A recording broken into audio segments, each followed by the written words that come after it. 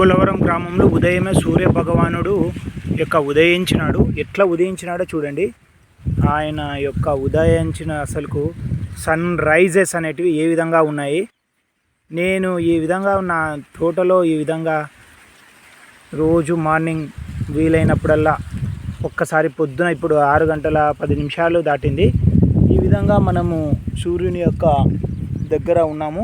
అదేవిధంగా ఈరోజు నాకు విచిత్రమైనటువంటి నాకు ఏదైతే ఇది కనిపించిందో, ఈ యొక్క జీవులు అనేటివి సేమ్ అంటే వేరే జీవికి కనపడకుండా ఆకులలో ఈ ఆకునే సన్నగా దారంగా తయారు చేసుకొని దీనికి అసలుకి ఈ చెట్టుకు కుట్టినాయి.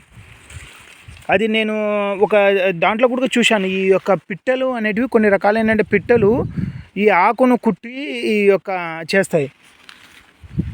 ఇక్కడ ఈ తీగలు ఉన్నాయి. ఇక్కడ ఈ గవర్నమెంట్ ఈ యొక్క కరెంటు ఎలక్ట్రికల్ నాకు తెలిసినంత వరకు వాటికి అవి సేఫ్గా ఇక్కడ నుంచి రాత్రిపూట కానీ ఎప్పుడన్నా కానీ దీంట్లో ఉండడానికి, తర్వాత అదేవిధంగా ఏదైనా జీవిని హానికరంగా జీవన వస్తే ఈ పైకి ఈ తీగల పైనకి ఎక్కడానికి ఉన్నట్లు నాకు అనిపిస్తూ ఉంది. దాని మనసులో ఏముందో మనకు తెలియదు. ఈ పైన తీగలు ఉన్నాయి, కరెంటు తీగలు 11 kV లైన్ను కింద ఈ విధంగా తయారు చేసుకుంది. చూడండి ఎంత అద్భుతమో.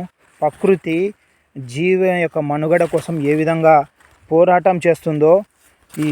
ఈ పిట్ట అనేది నేను కూడా చూసిన చిన్న పిట్ట, అది లేదు, ఇప్పుడు ఎగిరిపోయింది. ఓకే, ధన్యవాదాలు. డాక్టర్ వీర మురళీధర్ రెడ్డి, న్యాచురోపతి ఫిజిషియన్. ధన్యవాదాలు.